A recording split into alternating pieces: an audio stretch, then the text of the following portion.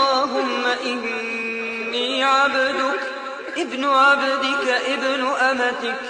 ناصيتي بيدك ماض في حكمك عدل في قضاؤك أسألك بكل اسم هو لك سميت به نفسك أو أنزلته في كتابك أو علمته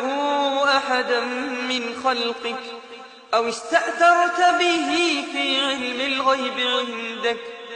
أن تجعل القرآن العظيم ربيع قلبي ونور صدري وجلاء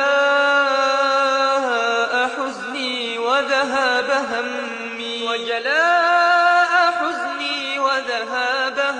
كان الرسول صلى الله عليه وسلم يكثر من هذا الدعاء. إني أعوذ بك من الهم والحزن والعجز والكسل.